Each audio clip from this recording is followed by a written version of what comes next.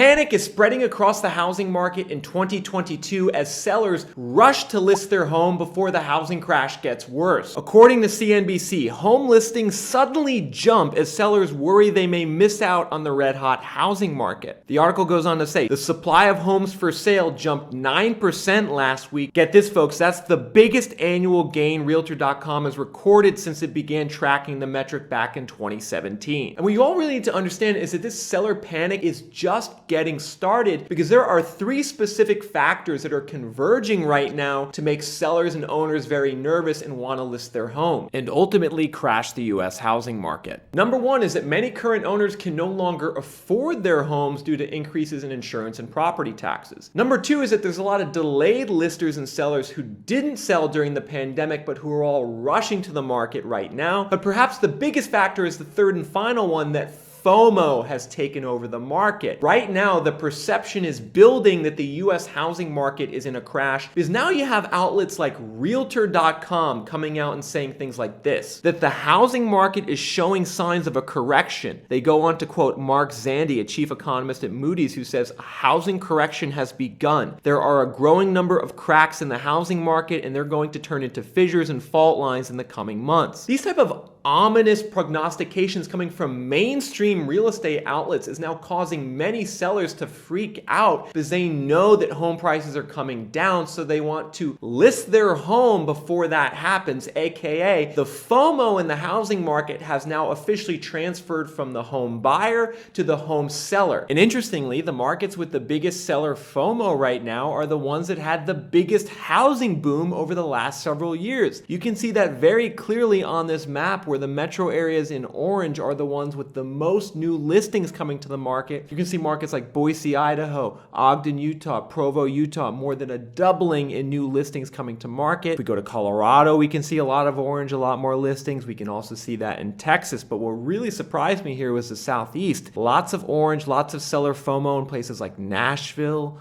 Raleigh, Myrtle Beach, and even down in Florida, we're seeing this seller FOMO as well. And on top of the FOMO, we're also seeing that a lot of sellers can't even afford to live in their homes anymore, especially with the sky-high increase in property tax assessments that we've seen across America, particularly in a place like Austin, Texas. I did a video about a month ago explaining how tax assessments in Austin went up 50% year over year and how homeowners had a lot of sticker shock regarding those increases. Well, now as a result, we're seeing those homeowners in Austin saying, hey, I don't want to own here anymore. I'm going to list my home. And as a result, Austin, Texas just registered its biggest month ever in May 2022 for new sellers, new listers coming to market. And I suspect we're going to continue to see this trend of desperate sellers coming to market because on top of all of this, the FOMO and the fact that sellers can't afford it, we also have a mountain of delayed listers, delayed sellers who did not sell during the pandemic for a variety of reasons. They couldn't find another home. The pandemic scared them. Interest rates were low, so they had no urgency to sell. Well, the backlog of nearly 1 million delayed sellers who didn't list during the pandemic, that is getting unleashed as we speak, which means that we're going to continue over the next 3 to 6 months see more listings come to market. But there's another variable we need to consider here, folks. Like if you're someone who's trying to decide, should I buy today? Should I wait out the crash? You need to not only consider how much new listings are going up in your market, but you also need to consider how much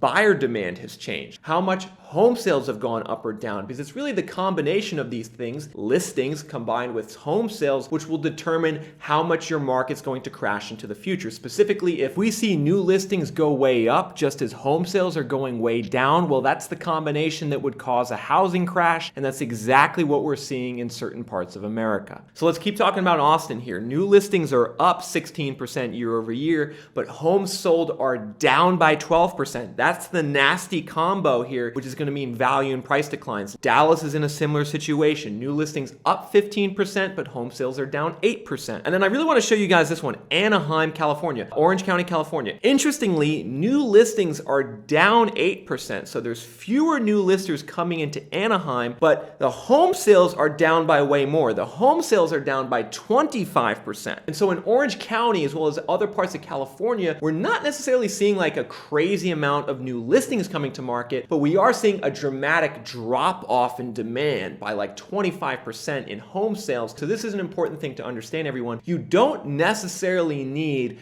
a massive increase in inventory to cause a crash in today's market. In the video I did earlier this week on the home price drops in Zillow, we saw that in California, values could already be down by 10 to 15% based on what current people are listing their homes at. And the fact that we're in a market where values are already down by double digits in certain cities in a matter of weeks means that if you're a home buyer or a real estate investor, I would really encourage a lot of you to put the pause button on your search right now. I know a lot of you have waited patiently to buy over the last 2 years, and you might get excited now all of a sudden that there's some more inventory and some more price cuts, but I really think we are just in the beginning of this, and you're definitely going to want to give it at least a couple months to play out, a couple months of more inventory, a couple months of price reductions to really see how low this housing market has to go, because I think in certain markets we're going to see 30 or 40% price declines when all is said and done, especially because the broader economy is also starting to weaken. The stock market is crashing, layoffs are increasing, interest rates are rising, the Federal Reserve meeting minutes just came out for May, and it looks like we're going to have 50 basis point interest rate hikes over the next several months. And so this increased monetary tightening by the Federal Reserve to go along with headwinds in the economy lead me to believe that we are just getting started as far as the housing downturn and crash in America, and that the initial panic we're seeing from sellers today is going to turn into a full-blown panic as 2022 progresses. And a great way to illustrate this point of just how much further the housing market has to fall is by taking a look at the graph of the psychology of a housing market cycle. If you guys haven't seen this before, you should check it out. I'm going to have a link in the description. I think today we are somewhere between complacency and anxiety. Complacency because there's a lot of people out there who are still refusing to believe that the housing market is going into a downturn, just as there's a lot of people now starting to get anxious and wise up that they better sell. However, we still have quite a few legs down to go. Next is going to be outright denial. Then there's going to be a full-blown panic where everyone wakes up to the fact that we're in another housing crash. Then we're going to have capitulation where the last people holding on who didn't sell are going to sell. And then we're finally going to have anger, which is going to be a big one. A lot of people are going to be angry that we got into another housing bubble and another housing crash just 15 years after the last one. There's going to be a lot of real estate investors and home buyers over the last 2 years who are going to be angry that they purchased at the top of the market and are going to be underwater on their mortgages. But the housing crash is not going to hit all areas of America equally or as quickly, and now we are back on this map that we were at earlier showing the change in listings and home sales in America. Let's do a rapid fire round and run through some metro areas so you can understand how at risk of a crash you are and how soon it will happen. We're going to start down in Florida where there's a lot of interesting things going on. The first metro that pops out to me is Lakeland, where home listings are up 38% year over year, while home sales are only up 1%. That means a lot more inventory. That means a lot more price cuts. Lakeland could be one of the first markets in Florida to go, as could markets like Orlando and Tampa. These markets are in orange, meaning that there's been a big softening, more listings, fewer home sales. Interestingly, Naples is a market that's seen both a dramatic reduction in listings and home sales, while Miami is starting to see a sales drop off at -8%. Meanwhile, if we move up to the Northeast, we see a sea of blue. For instance, in the New York metro area, listings are down by 11%, but sales are only down by 1%. That means that inventory is tightening in New York rather than more inventory going on the market. There's a similar situation occurring across a lot of the Northeast, except for Boston and Worcester. These are two locations where home sales have fallen off a cliff,